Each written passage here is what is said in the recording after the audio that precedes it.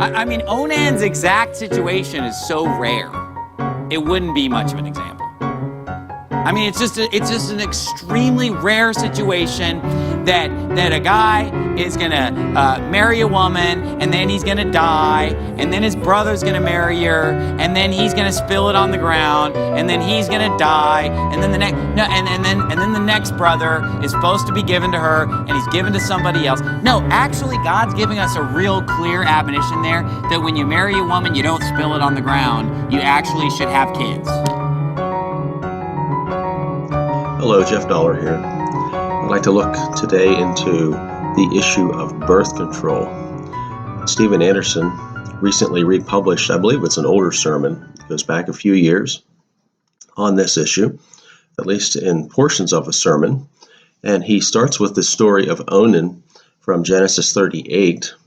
Now, in that story, Judah marries a woman and has two sons. The older son is wicked before the Lord slays him.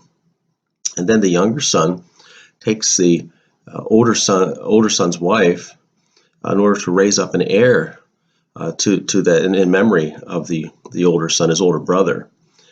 In the process of that, he does not want to fulfill his obligations, and so he stops short in the sexual act and does not conceive. The woman does not conceive because of what he had done within the sexual act.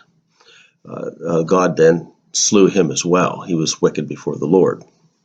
Now, this is then used by many people to say that any type of birth control is a sin and must be avoided.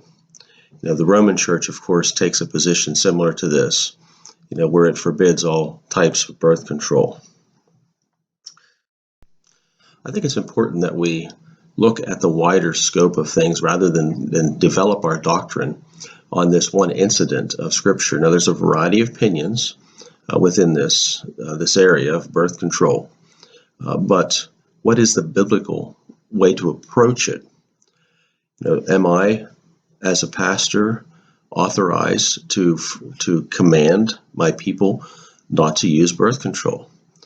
One of the things which particularly bothered me in this sermon was that Stephen Anderson went into detail as to the relations between him and his wife, which I think went beyond what should be spoken of behind the pulpit, but that's another issue.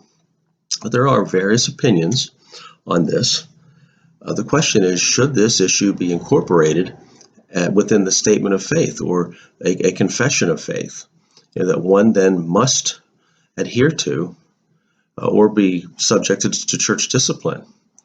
How are you going to regulate something like that? Is it something you're going to get into your people's privacy and ask questions? It's one of those areas which I think is something it's impossible for one thing to really regulate. But another thing, I think it does go beyond the appropriate authority of the pastor, the elders, and the church. There is something as a matter of conscience, something that must be left to the Christian as an individual and as a couple. Now, there are principles, I think, that within the Scripture. For one, I don't think that one should marry and flatly refuse to have children. Now, the Bible at least leans in the direction that is assumed that children will be the result of marriage.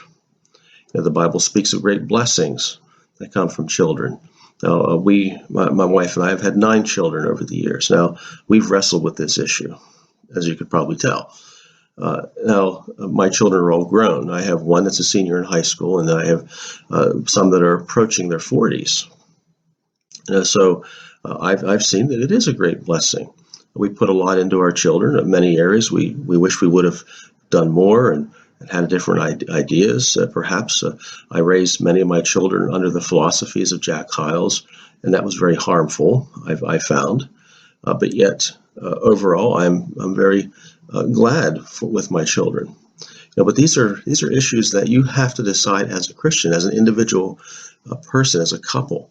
Romans chapter 14 talks about the liberty of conscience, that everyone is to be fully persuaded in their own mind in areas which aren't specifically delineated in Scripture.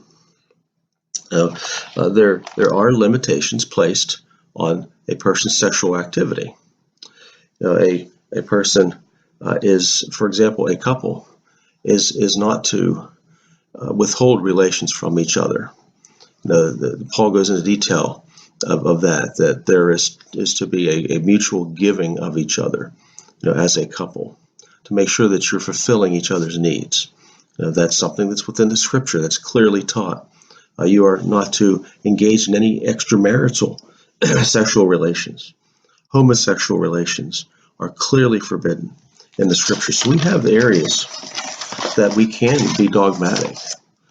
So that a person, a Christian individual, his conscience, that I have the authority as a pastor, as a Bible teacher, to command believers not to do certain things or to do certain things, but it's limited by Scripture. One thing to consider as a couple, when it comes to the having of children, you have to be able to be physically capable of having children. Some women don't have the physical abilities. It could be very dangerous and harmful to them. Some of them are emotionally unstable when it comes to that, and perhaps that is related to the number of children. There's the financial issues that must be taken up by the individual couple. There are limitations on that. To just simply have child after child after child without considering these things is irresponsible. That you have to feed your children, you have to shelter them, you have to educate them, you have to take care of their needs. And if you have a special needs child, to continue to have more children will require that you neglect those other children because you're going to have to spend time and effort and money on a special needs child. So all of these things have to be taken into consideration, and no pastor is able to point to you and tell you how you're going to do that. That's something that you as a individual believer must do. So if a couple decides between them and God that they must limit the number of children for whatever reason, that is between them and God. No pastor has the authority to do so. So then, for a pastor to go beyond that, to force the conscience of a believer in areas that he has no scriptural authority to do so, is the sign of a cult. You have the right to think for yourself, to choose what is best for you, for your spouse, for your family. You have the responsibility to do that. But a church, any church or pastor, cannot command you in these areas that aren't specifically delineated in Scripture.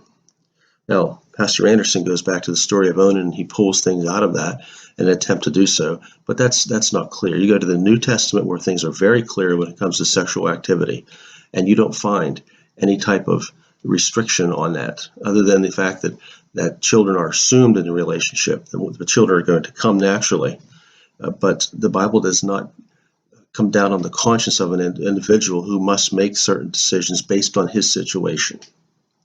So if you're involved in a church where you find that this teaching is coming down upon you and interfering with your conscience, then it might be good for you to look for another church. If you have any questions or comments, leave them in the comment section. May the Lord bless you in your search for truth.